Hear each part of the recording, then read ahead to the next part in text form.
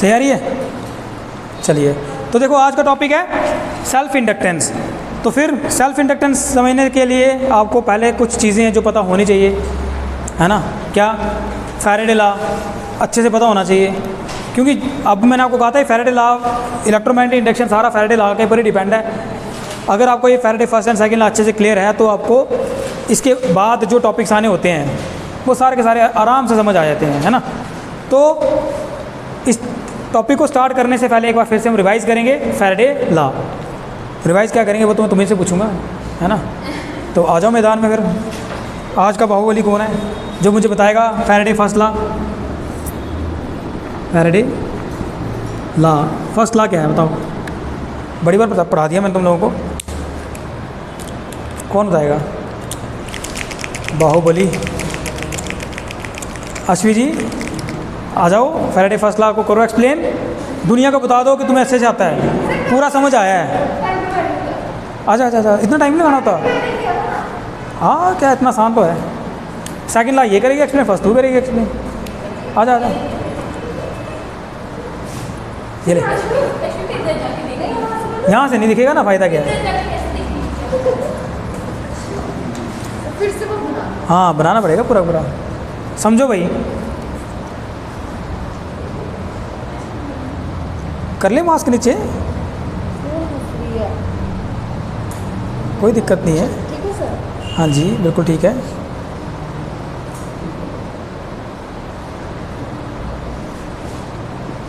ये देखिए कहाँ है, ये सोलेनॉइड हो होता है ना? ये कहाँ है? ये बार मैग्नेट है। जब भी इसमें मैग्नेटिक फ्लक्स का चेंज होगा इस वायर में इंड्यूस ईएमएफ आ जाएगा। बस ये फ्लक्स था, ये पहले इसके पास जो हमने यहाँ दूर रखा था इसका फ्लक्स 0 था। ठीक है। जब इसको पास लेके आए इसका फ्लक्स मैक्सिमम हो गया। इसका फ्लक्स में बदलाव आ गया, फ्लक्स चेंज हो गया।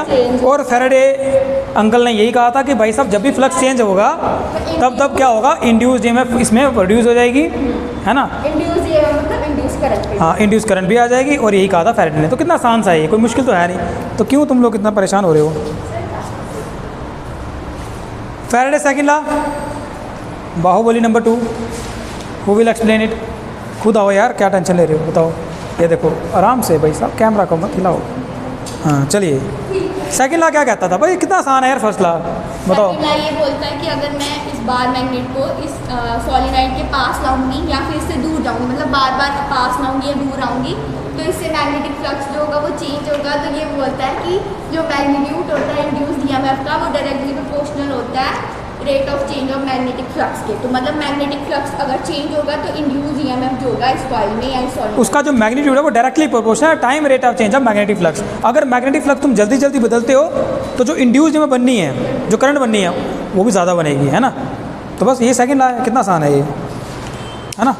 तो चलो अब आते हैं अपने मेन टॉपिक पे जो हम लोगों ने आज पढ़ना है, वो है सेल्फ इंडक्शन। क्या होती है सेल्फ इंडक्टेंस, कोफिशिएंट क्या होता है, उसको समझेंगे। तो टॉपिक है, लिखो, सेल्फ इंडक्शन। सेल्फ इंडक्शन में क्या है कि हम लोगों के पास एक ही कॉइल होगी, उस एक कॉइल में ही करंट को हम चेंज करेंगे। कभी करंट यहाँ पे की प्रेस करके करंट को फ्लो करवाएंगे, और कभी यहाँ पे इसको अनलॉक करके करंट को रोकेंगे। दोनों ही सूरतों में करंट चेंज हो जाएगी। अगर करंट चेंज होगी तो मैग्नेटिक फील्ड भी चेंज होगी। मैग्नेटिक फील्ड अगर चेंज होगी तो मतलब magnetic flux through this area get also change. अगर वो चेंज होगा तो फिर induced EMF within this coil भी तो प्रोड्यूस होगी। म्यूचुअल इंडक्शन में क्या होता था कि प्राइमरी कॉइल में हम करंट को बदलते थे और सेकेंडरी कॉइल में मैग्नेटिक फ्लक्स चेंज होता था। और सेकेंडरी कॉइल की हम बात करते कि देखो यहाँ पे करंट जो है वो बन गई, इंड्यूस्ड ईएमएफ अपोजिट डायरेक्शन में बन गई, यही कहते थे। बट सेल्फ इंडक्शन में तुम लोग खुद ही देख रहे हो कि जब हमने की ऑन नहीं की है, जब की ऑन मैंने नहीं की है तो भाई साहब इसमें कोई करंट है? कोई करंट नहीं है। जब कोई करंट भी नहीं है तो फिर मैग्नेटिक फील्ड ही नहीं है। जब मैग्नेटिक फील्ड नहीं है तो मैग्नेटिक लाइंस ऑफ फोर्सेस भी नहीं है। कोई मैग्नेटिक लाइन ऑफ फोर्स नहीं है, मतलब कोई मैग्नेटिक लाइन ऑफ फोर्स नहीं है जो इस एरिया में से क्रॉस कर रही है, कोई नहीं है। जब कोई मैग्नेटिक लाइन ऑफ फोर्स इस एरिया में से क्रॉस ही नहीं कर रही है तो फिर मैग्नेटिक फ्लक्स कुछ भी नहीं आया, जीरो, है ना? मैग्नेटिक फ्लक्स क्या है? What is flux? Number of lines passing through the surface perpendicular to the surface. ये वो सरफेस का एरिया था, इसमें से पास करनी थी magnetic lines of forces, but क्योंकि तुमने की क्या रखी हुई है, ऑफ रखी हुई है, की ऑफ रखोगे तो यहाँ पे मैग्नेटिक फील्ड ही नहीं बननी, फील्ड नहीं बननी तो कोई लाइन नहीं होनी, मैग्नेटिक लाइन ही नहीं होनी है। जब ये होनी नहीं है तो फ्लक्स की वैल्यू 0। ये समझ आ गया ना, सिंपल सा। अब अगर आप सोचो कि क्या आपने की कर दी ऑन, की ऑन की तो क्या आएगी, करंट फ्लो करना शुरू होगी। जब करंट फ्लो करना शुरू हो जाएगी तो क्या होगा, जैसे करंट फ्लो करना स्टार्ट हो जाएगी तो मैग्नेटिक फील्ड बन जाएगी। अगर मैग्नेटिक फील्ड आ गई तो मतलब जाहिर सी बात है मैग्नेटिक लाइंस ऑफ फोर्सेस भी आएगी, वो मैग्नेटिक लाइंस ऑफ फोर्सेस इस एरिया में से भी पास करेंगी, वो तो करेंगी, दूसरे में से तो पास करती है म्यूचुअल इंडक्शन में, इसके खुद में से पास नहीं करेंगे क्या? अरे करेंगी, क्यों नहीं करेंगी, करेंगी, करी। अगर करी तो फ्लक्स की वैल्यू आई, कुछ ना कुछ तो आई होगी, मान लो मैक्सिमम आ गई, फ्लक्स चेंज हो गया, की को ऑन करने से फ्लक्स चेंज हो गया, बिल्कुल फ्लक्स चेंज हो गया। और फैराडे क्या कहता है, फैराडे ने यही तो कहा था कि भाई साहब जब भी तुम फ्लक्स को बदल दोगे एक इंड्यूस्ड ईएमएफ प्रोड्यूस हो जाएगी। लेकिन इसकी डायरेक्शन कैसी होती है, अपोजिट। मतलब करंट यहाँ से यहाँ चल रही है ना, तो यहाँ पे जो इंड्यूस्ड ईएमएफ डेवलप होनी है ना, ये ईएमएफ मतलब एक तरह का पॉजिटिव एंड नेगेटिव पोल, जैसे ये है, ये जो इंड्यूस्ड ईएमएफ डेवलप होनी है ये अपोजिट डेवलप होती है, मतलब इस करंट की डायरेक्शन के अपोजिट डेवलप होती है। मतलब अगर ये पॉजिटिव नेगेटिव तो यहाँ मान लो यहाँ पे नेगेटिव यहाँ पे पॉजिटिव, इस तरह का इंड्यूस्ड ईएमएफ यहाँ पे डेवलप हो जाती है। उसकी वजह से जो करंट बनती है उसकी डायरेक्शन कैसी होती है, इसके अपोजिट। ये यहाँ जा रही है तो ये यहाँ जाएगी, कौन सी, इंड्यूस करंट इसके अपोजिट आएगी। इसीलिए in case of self induction इस इंड्यूस्ड ईएमएफ को एक और नाम दिया गया है, क्या, बैक ईएमएफ। क्या बोलते हैं इसको, बैक ईएमएफ। क्यों, क्योंकि यार ये तो अपोजिट चल रही है ना, हम करंट फ्लो करवा रहे हैं इस तरफ, जो इंड्यूस्ड ईएमएफ डेवलप हुई due to the change in the magnetic flux, वो उसकी डायरेक्शन अपोजिट है to the direction of the flow of this current. इसीलिए यहाँ पर करंट की वैल्यू थोड़ी सी कम हो जाए, क्योंकि ये करंट यहाँ जा रही है, करंट यहाँ आ रही है, तो यहाँ पे इसकी वैल्यू को कम करेगी। इसीलिए इस ईएमएफ को, क्योंकि ये अपोजिट में काम कर रही है, इस ईएमएफ का क्या नाम दिया गया है, बैक ईएमएफ, या अपोजिंग ईएमएफ भी बोल सकते हैं, या अपोजिंग ईएमएफ भी इसको कहा जा सकता है। ठीक है, समझ आई बात। इसको कहते हैं सेल्फ इंडक्शन फेनोमेना। इसको क्या कहते हैं, सेल्फ इंडक्शन फेनोमेना। ठीक है, यानी कि एक अपोजिंग ईएमएफ का डेवलप होना, एक अपोजिंग ईएमएफ का डेवलप होना, या बोल सकते हैं बैक ईएमएफ का डेवलप होना within the solenoid due to the change in the magnetic flux, within this solenoid. अपने में से ही मैग्नेटिक फ्लक्स के बदलाव के कारण, अपने में से ही है ना, इसके खुद में से ही तो मैग्नेटिक फ्लक्स चेंज हो रहा है, अपने में से ही मैग्नेटिक फ्लक्स इसका चेंज हो गया, और उसकी वजह से एक बैक ईएमएफ जो है वो डेवलप हो गई। इसी बैक ईएमएफ को डेवलप होने का जो फेनोमेना है ना, इसको कहा जाता है सेल्फ इंडक्शन। क्या कहा जाता है, सेल्फ इंडक्शन। समझ आई बात, कौन सा फेनोमेना, सेल्फ इंडक्शन फेनोमेना। यानी कि जब एक अपोजिंग ईएमएफ, फिर से सुन लो, जब एक opposing EMF within this coil develop हो जाती है due to the change in the magnetic flux within this coil, मतलब खुद ही एक ही कॉइल में, कोई प्राइमरी नहीं सेकेंडरी नहीं, एक ही कॉइल है, एक ही कॉइल में तुमने करंट को चेंज किया तो क्या हुआ, करंट को चेंज किया तो मैग्नेटिक फील्ड बदली, मैग्नेटिक फील्ड बदली तो मैग्नेटिक फ्लक्स बदला।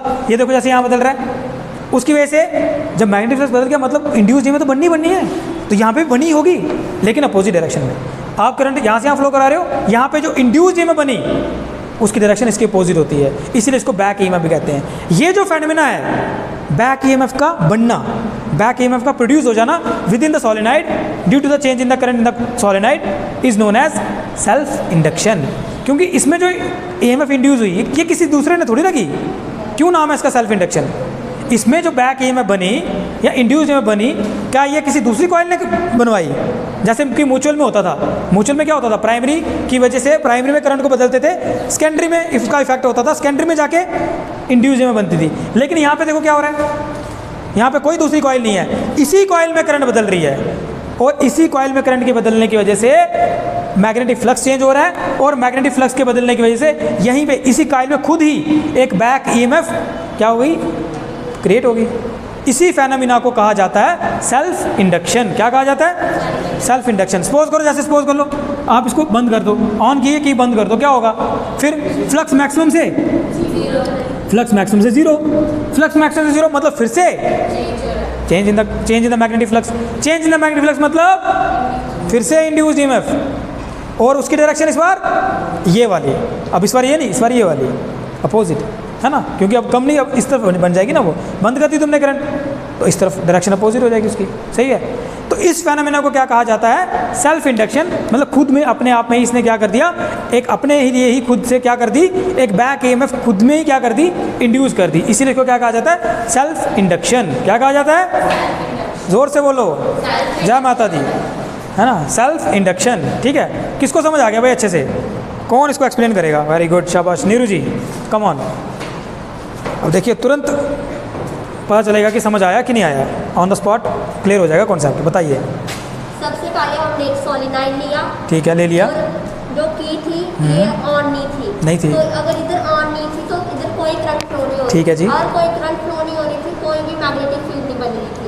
अगर मैग्नेटिक फील्ड नहीं बन रही थी तो मैग्नेटिक लाइन्स ऑफ फोर्सेस भी नहीं है, तो ना कोई वैसे पास किया, तो जैसे ही हमने की ऑन तो फ्लक्स की वैल्यू जीरो आ गई, फ्लक्स की वैल्यू जीरो आ गई। जैसे ही हमने की ऑन की तो इसमें करंट फ्लो हुई, मैग्नेटिक फील्ड बनी और मैग्नेटिक लाइन इस एरिया में पास की, ठीक है। जैसे पास की तो इसका जो फ्लक्स होगा वो मैक्सिमम हो गया, ठीक है। जैसे मैक्सिमम हुआ तो इसकी मतलब कि जो करंट है ये ऐसे ऐसे फ्लो हो रही है, ठीक है। और जो इंड्यूस ईएमएफ बनी डेवलप हो गई, वो अपोजिट डायरेक्शन में हो गई, उसी फिनोमेना को हम कहते हैं सेल्फ इंडक्शन। हाँ, ये जो अपोजिंग ईएमएफ, यहाँ आप कह सकते हो बैक ईएमएफ, एक विद इन द सॉलिनॉइड खुद से ही क्रिएट हो जाना due to the change in the current in the coil is known as self induction. Clear हो गया सबको कॉन्सेप्ट? किसी को कोई डाउट मन में नहीं है? चलिए अब हम समझते हैं कोफिशिएंट ऑफ सेल्फ इंडक्शन क्या है। What is the coefficient of self induction? बड़ा सिंपल, बहुत ही सिंपल है कोफिशिएंट ऑफ सेल्फ इंडक्शन। ठीक है, हेडिंग है कोफिशिएंट ऑफ सेल्फ इंडक्शन। क्या होगा भाई coefficient of self induction? Simple सी बात है। आप मुझे बताओ, यहाँ पे जो मैग्नेटिक फ्लक्स में चेंज आ रही है किस बात पे डिपेंड कर रही है? भाई करंट पे डिपेंड कर रही है। करंट का मैग्नीट्यूड कम, जैसे कि जीरो था तो फ्लक्स की वैल्यू भी क्या थी? जीरो थी। करंट की वैल्यू थोड़ी सी बढ़ जाएगी, फ्लक्स भी थोड़ा सा बढ़ जाएगा। करंट की वैल्यू और ज़्यादा बढ़ जाएगी, फ्लक्स और ज़्यादा बढ़ जाएगा। करंट बिल्कुल ड्रॉप कर दो, जीरो कर दो, फ्लक्स फिर से जीरो। यानी कि देखा जाए तो phi that is the magnetic flux within this coil, कोई दूसरी कॉइल नहीं, इसी कॉइल की बात कर रहे हैं। Flux through this coil is directly proportional to the current flowing through this coil. खुद में ही ये जो मैग्नेटिक फ्लक्स जो आएगा ना इस कॉइल में, वो किस बात पे डिपेंड कर रहा है? ये फाई की वैल्यू किस पे डिपेंड कर रही है? ये तो आई पे डिपेंड कर रही है। अभी तो देखा तुम लोगों ने, करंट फ्लो करवाई थी तो फाई आ गया था, करंट की वैल्यू जीरो कर दी तो फाई जीरो हो गया था। तो यानी कि जो फ्लक्स है, जो मैग्नेटिक फ्लक्स है within this coil is directly proportional to the current flowing through this coil. जो करंट तुम फ्लो करवा रहे हो उसी के डायरेक्टली प्रोपोर्शनल है। सही है कि magnetic flux through this coil is directly proportional to the current which is flowing through this coil. आप करंट की वैल्यू जीरो कर दो, फाई की वैल्यू जीरो हो जाएगी। आप करंट थोड़ी बढ़ा दो, फाई बढ़ जाएगा। करंट बहुत ज़्यादा बढ़ा दो, फाई और ज़्यादा बढ़ जाएगा। क्या परेशानी है? इसका मतलब ये मैं लिख सकता हूँ, है परमिशन? ठीक है जी, बहुत बहुत शुक्रिया आपका। अब देखो, फाई हटा दो, ये प्रोपोर्शनलिटी का साइन है, क्या करोगे? सर एल आई लिखेंगे, प्रोपोर्शनलिटी ऑफ कांस्टेंट डालेंगे। ये जो एल लिखा ना मैंने, प्रोपोर्शनलिटी ऑफ कांस्टेंट, इसी को कहा जाता है कोफिशिएंट ऑफ सेल्फ इंडक्टेंस। कल हमने एम लिखा, यहाँ एल लिखेंगे, है ना। अब रंजना का मन कर रहा है यहाँ पे आर लिखने का, लेकिन हम इसकी मन की बात नहीं मानेंगे, हम तो एल ही लिखेंगे। हाँ देखो, अब क्या पता अश्वी कोई नया फैनोमेना डिस्कवर कर दे तो वहाँ पे फैराडे ला के जगह अश्वी ला।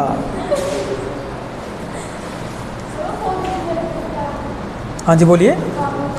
ये डायरेक्शन बताई थी इंड्यूस, हाँ मुझे पूछना है, डायरेक्शन बताई थी मैंने इंड्यूस ईएमएफ की, अपोजिट बनती है ना, तो इसके अपोजिट बनाया था। अच्छा सुनो, phi is equal to L into I आ गया। ये क्या है? It is a proportionality constant, और इसी प्रोपोर्शनलिटी कांस्टेंट को क्या कहा जाता है? Coefficient of self inductance. ठीक है, क्लियर है यहाँ तक?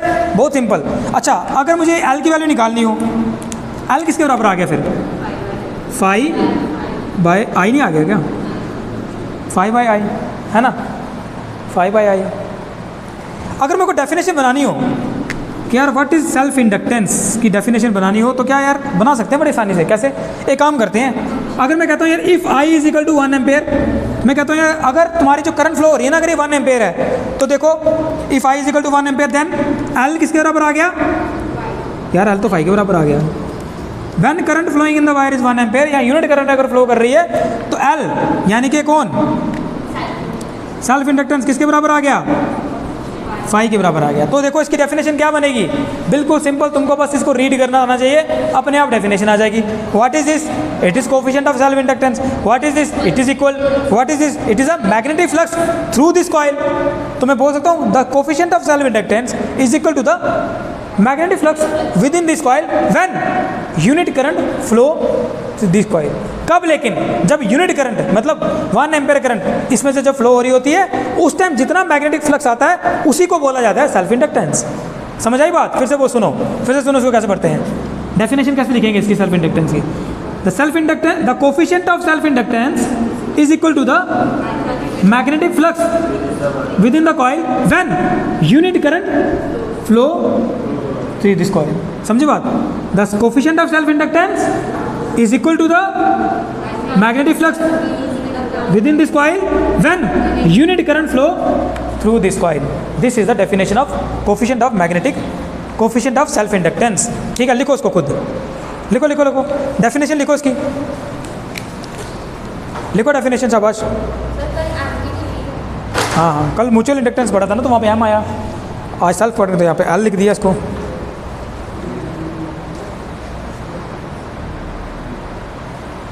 लिख लिया, जैसे मैंने पढ़ा वैसे कौन पढ़ के दिखाएगा यहाँ पे, वहाँ से घूम के आ, जल्दी जल्दी जल्दी। बाहुबली नंबर 3, 2 ही आई हैं, हमने तीसरी भी ले आए। चलो, what is the definition of coefficient of self inductance, कैसे पढ़ते हैं इसको। The coefficient of self-inductance is equal to the magnetic flux with in this coil within this coil when unit current flow in the coil. खत्म। तो बैठे बैठे अभी अभी आपको याद हो गया, कोई स्पेशल इसको याद करने की ज़रूरत नहीं है, रटा चलाने की ज़रूरत नहीं है, बस तुमको उसको रीड करना आना चाहिए, कहानी ख़त्म, पैसा हजम। ठीक है, तो यहाँ तक कर लिया। चलिए अच्छा एक काम करते हैं यार, मैग्नीट्यूड निकालें। देखो यहाँ पे जो बैक ईएमएफ बन रही है ना, यहाँ पे जो बैक ईएमएफ बन रही है उसका क्या मैग्नीट्यूड होगा, what should be the magnitude of back EMF. Magnitude of back EMF कितनी आएगी बताओ, कितना मैग्नीट्यूड आएगा, हमें पता है यार, ई किसके बराबर होता है, minus D phi by D T. इस माइनस का क्या मतलब है, कम है ये, नहीं है, डायरेक्शन अपोजिट है, माइनस का मतलब डायरेक्शन अपोजिट। तो अगर आप मैग्नीट्यूड निकालना चाहते हो बैक ईएमएफ का, if you have to find the magnitude of back EMF then E should be equal to minus D phi by D T. This is Faraday second law. So यहाँ पे आप काम करो, phi की value डालो, क्या है फाई की वैल्यू, देखो phi is equal to L into I, L into I डाल दिया। एल क्या भाई, कांस्टेंट है ना, ये तो कांस्टेंट ऑफ प्रोपोर्शनलिटी है, तो इसकी तो डिफरेंशिएशन होगी नहीं, तो माइनस एल लिख दो बाहर, D I by D T, खत्म। This is the magnitude of back EMF. ये जो बैक ईएमएफ बननी है ना, उसका मैग्नीट्यूड आ गया, ये कितना आसान है, E is equal to minus D phi by D T. Phi की वैल्यू हमारे पास है, ये हमने डाल दी और डिफरेंशिएशन की यार, हमारे पास आ गया मैग्नीट्यूड ऑफ बैक ईएमएफ। लिख लो उसको, सही है। अच्छा अगर यूनिट निकालना हो, एल का यूनिट निकालना हो, यूनिट निकालो, what will be the unit of L.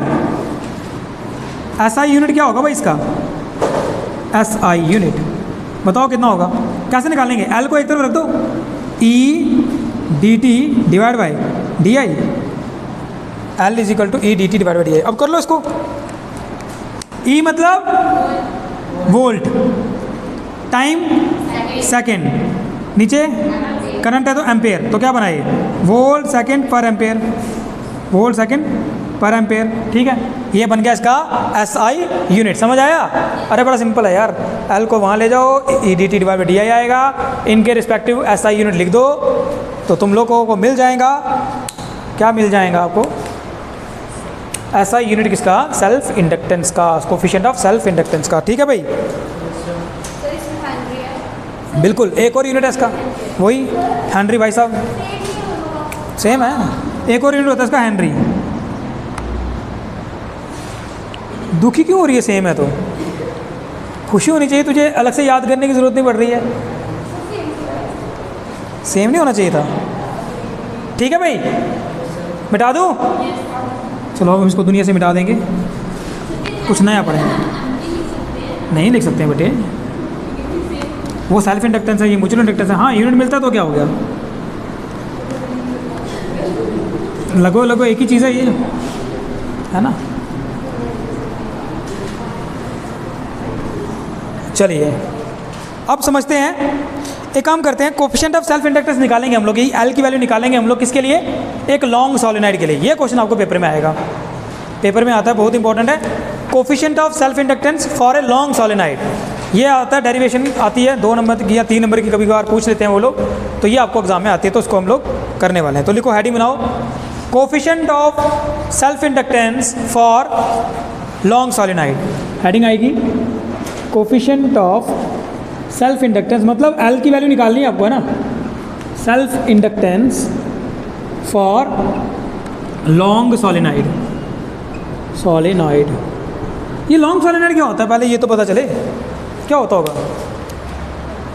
अरे खुद ही नाम बोल रहे हैं यार, क्या होगा, एक ऐसा सोलेनॉइड जिसकी लेंथ बहुत ज़्यादा हो as compare to the area of cross section, या radius of the cross section. ये रेडियस है ना इसका, ये आर बड़ा कम है और लेंथ इसकी बड़ी ज़्यादा है। तो अगर आपकी लेंथ काफ़ी ज़्यादा हो, if the length of the solenoid is very long, या आप कह सकते हो बड़ी ज़्यादा है as compare to the radius of the cross section. ये जो क्रॉस सेक्शन बन रहा है ना, या एरिया की क्रॉस सेक्शन बन रहा है, ये जो radius of the cross section बन रहा है, अगर ये बड़ा कम हो as compare to the length, opposite भी बोल सकते हो, लेंथ बड़ी ज़्यादा है, एरिया क्रॉस सेक्शन बड़ा कम है, तो उस तरह के सोलेनॉइड को क्या कहा जाएगा, उस तरह के सोलेनॉइड को बोलते हैं लॉन्ग सोलेनॉइड। तो यहाँ पे कंसीडर करते हैं, मेरे पास एक लॉन्ग सोलेनॉइड है, ठीक है, let us consider there is a long solenoid. समझ आया लॉन्ग सोलेनॉइड क्या होता है।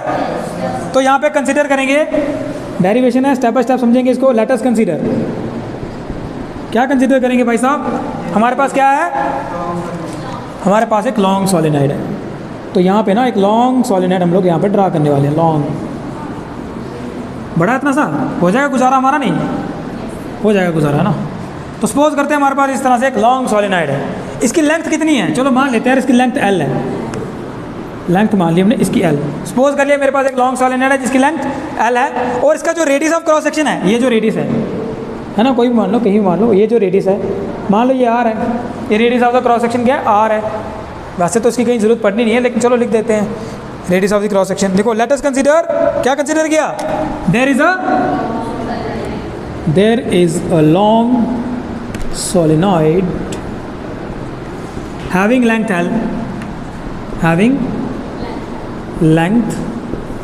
L, ठीक है। सपोज करो मेरे पास एक लॉन्ग सोलेनॉइड जिसकी लेंथ कितनी L है, एंड R के बारे में ड्रा करते तो लिख दो, and R be its radius of cross section, radius of cross section, ठीक है जी। तो मैंने एक सोलेनॉइड कंसीडर कर दिया जिसकी लेंथ L है, R इसका रेडियस ऑफ क्रॉस सेक्शन है, सही है, यहाँ तक समझ आ गया। चलिए सपोज करते हैं कि इसमें जो नंबर ऑफ टर्न्स है ना, ये 1 2 3 4 5 जितने ये टर्न्स हैं, मान लो ये कितने हैं, n है, n नंबर ऑफ टर्न्स है इसमें, मान लेते हैं, let capital N be the total number of turns, total number of turns in the solenoid, सही है। ये सेकंड चीज़ हमने सपोज कर ली कि भैया इसके अंदर ये तो में जो टर्न्स दिख रहे हैं, ये टर्न्स कितने हैं, कैपिटल N, ठीक, यहाँ तक समझ आ गया। किसी को कोई मन में डाउट, कोई शंका नहीं है ना, वेरी गुड। चलो मान लेते हैं कि यार इसके अंदर करंट जा रही है, कितनी करंट फ्लो हो रही है, चलो जी I करंट फ्लो करवा देते हैं। चलो I be the current flowing in the solenoid, flowing in the solenoid। चलो जी I हमने करंट फ्लो करवा दी, अब और क्या करें, अब देखते हैं क्या होता है। अब आपको पता है यार, पहले से हमको पता है कि अगर एक सोलेनॉइड में करंट फ्लो करवाएंगे, याद है मैग्नेटिक इफेक्ट ऑफ करंट में हमने पढ़ा था, सेंटर में कितनी मैग्नेटिक फील्ड बनती है, अलग से एम्पियर सर्कुलर लॉ की एप्लीकेशन में हमने पढ़ा था। इसमें मैक्सिमम मैग्नेटिक फील्ड बनती है और यूनिफॉर्म रहती है थ्रू आउट दिस, है ना। और ये किसकी वैल्यू क्या आई थी, याद है, एम्पियर सर्कुलर लॉ में हमने इसकी वैल्यू निकाली थी, B is equal to mu naught I, बोलो, N mu naught I divide by N, का नंबर ऑफ टर्न्स टोटल है ना, तो कैसे भी लिखो उसको, mu naught I divide by L, ये आंसर आया था ना, टोटल लेंथ जितनी भी थी इसकी, यही था। तो यहाँ पे हमारे को ये मिल सकता है, हमें magnetic field inside this solenoid तो पता चल सकती है। देखो करंट चली ना, जैसे करंट बनेगी आपको पता है कोएफिशिएंट ऑफ म्यूचुअल इंडक्टेंस आता क्यों है, बिकॉज जब करंट चलती है ना तो इसके अंदर मैग्नेटिक फील्ड बनती है।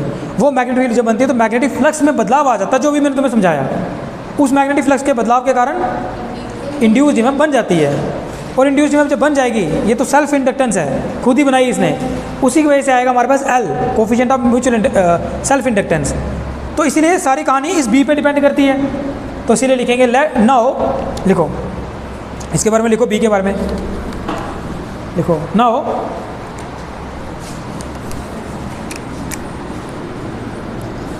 The magnetic field inside the solenoid, magnetic field inside the solenoid will be, solenoid will be कितनी आएगी बताओ? ये तो हमें एम्पेयर सर्कुलर लॉ से पता चल ही चुका था। B is equal to mu naught N I divide by L, mu naught N I divide by L, यही था। ये हम लोगों ने पढ़ा था एम्पेयर सर्कुलर लॉ, उसमें हम लोगों ने एप्लीकेशन पढ़ी थी। उस एप्लीकेशन से हमें ये इस चीज़ का आपको ज्ञान हुआ था। ये ज्ञान प्राप्त होगा तब हुआ था जब आपने एम्पेयर सर्कुलर लॉ पढ़ा था। तो ज्ञानपूर्वक बात आपको वहाँ पे बताई गई थी। तो B is equal to mu naught N I divide by L, सही है। ये आई मैग्नेटिक फील्ड जो इसके अंदर बनी होगी, कहीं ना कहीं बनी होगी, मान लो यहाँ बन गई, ठीक है। यहाँ तक सब क्लियर है यहाँ तक? अच्छा, मैग्नेटिक फील्ड का पता चल गया मेरे को। और आपको पता है ये पूरे इनसाइड द सोलेनॉइड यूनिफॉर्म रहती है। यहाँ कहीं देखोगे ना, हर जगह यही वैल्यू है, यूनिफॉर्म है। तो इसका मतलब हर जगह निकालने की जरूरत नहीं, कहीं आपने निकाल ली इनसाइड, ये रहनी हर जगह, सही है। अब एक काम करते हैं, हमें किसके साथ डील करना है? हमें डील करना है मैग्नेटिक फ्लक्स के साथ, सिर्फ मैग्नेटिक फील्ड के साथ नहीं। हमें बात करनी है मैग्नेटिक फ्लक्स की। मैग्नेटिक फ्लक्स होता क्या है? Phi is equal to B into A, है ना। यानी कि मैग्नेटिक फील्ड को मल्टीप्लाई करो एरिया ऑफ क्रॉस सेक्शन के साथ, है ना। हमें किसके साथ डील करना है? सेल्फ इंडक्टेंस निकालने के लिए हमें किसके साथ डील करना है? हमें फ्लक्स के साथ डील करना है। और क्योंकि हम मैग्नेटिक की बात कर रहे हैं, मैग्नेटिक फील्ड की बात कर रहे हैं, तो मैग्नेटिक फ्लक्स के साथ डील करना है। तो इसका मतलब मुझे निकालना है मैग्नेटिक फ्लक्स। तो एक काम करते हैं ना यार, पूरा का पूरा मैग्नेटिक फ्लक्स निकालने की जगह ना पहले एक टर्न में से कितना मैग्नेटिक फ्लक्स पास हो रहा होगा। एक टर्न में से, इस पूरे सोलेनॉइड में बड़े टर्न्स हैं, कितने हैं भाई? वो तो एन है।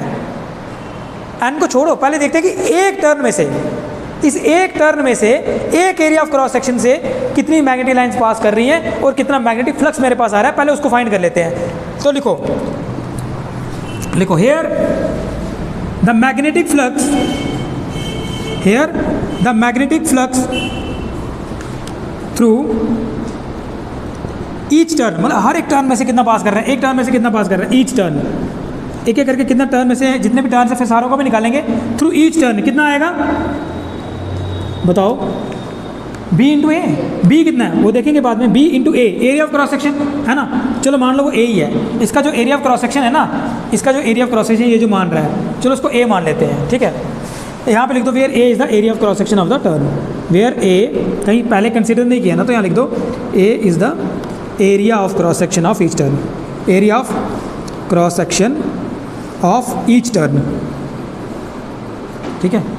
तो magnetic flux through each turn क्या आएगा भाई? B into A, B into A, है ना। अच्छा, B की वैल्यू क्या है? डाल दें यहाँ वैल्यू, डाल दें यहाँ वैल्यू कितनी है? Mu naught N I divide by L into A. This is the magnetic flux through each turn. हर एक टर्न में से कितना कितना कितना कितना मैग्नेटिक फ्लक्स है, हर एक टर्न में से। बट आपको क्या करना है? आपको तो टोटल निकालना है। ये तो एक टर्न का आ गया, दूसरे का आएगा, तीसरे का आएगा, आपको तो सारों का इकट्ठा निकालना है। टोटल मैग्नेटिक फ्लक्स किसके बराबर आएगा? यहाँ तक लिख दिया, यहाँ तक सबने लिख दिया, यहाँ तक सबको समझ आ गया? बोलो भाई, आया कि नहीं आया? ज़ोर से बोलो, आया कि नहीं आया? बस इतना ही आपको समझ आ रहा है। आवाज़ तो तुमसे आज निकल नहीं रही। आया समझ? वेरी गुड, शाबाश मेरे शेरों। अब देखो, ये आया magnetic flux through each turn. Now what will be the total magnetic flux? Total magnetic flux कितना आया होगा? Now the total magnetic flux through the solenoid कितना आएगा? Total magnetic flux through the solenoid चलो उसको फाई से designate कर लेते हैं। फाई कितना आएगा, ऐसे लिखो उसको मैं, फाई कि magnetic flux through each turn multiply by total number of turns, ये आएगा ना। तो लिखते हैं इसको, magnetic flux through each turn और multiply by total number of turns, total number of turns लिखो इसको, है ना, लिख सकते हैं ना ये, लिखो लिखो लिखो जल्दी करो। अच्छा तो फाई की वैल्यू क्या आएगी बताओ, magnetic flux through each turn कितना आया मेरे पास, देखो mu naught N I A divide by L, तो यहाँ लिखूँ mu naught N I A divide by L multiply by total number of turns कितने कंसिडर किए थे मैंने, ये तो एन किए थे, तो यहाँ पे एन लिख देते हैं, है ना। तो फिर मेरे पास फाई की क्या वैल्यू है, टोटल फ्लक्स कितना आया बताओ,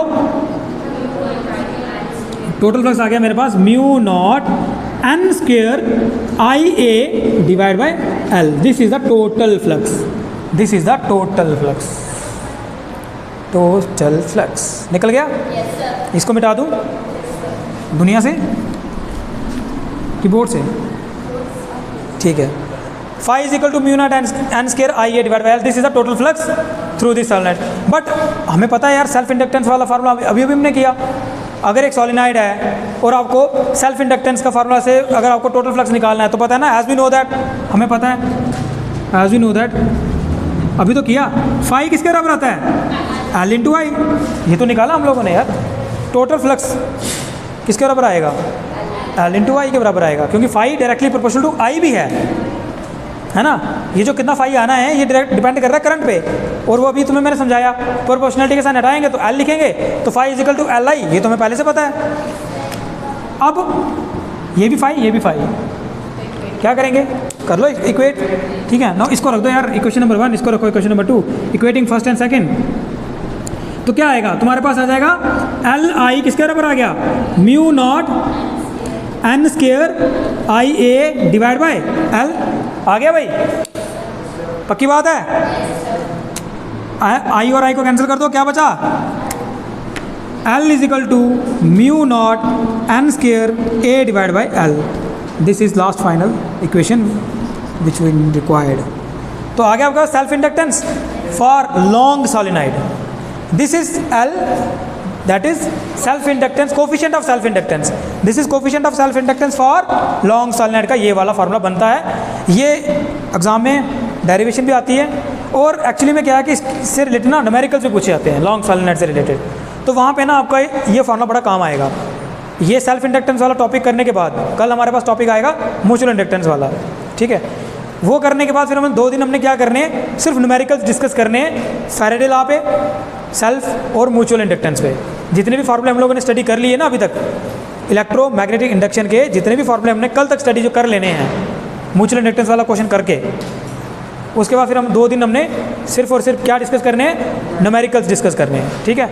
तो आज इतना ही करते हैं, कल फिर मिलेंगे आपसे इसी समय इसी जगह, तब तक के लिए नमस्कार। आप देखते रहिए मनास फिजिक्स क्लासेस।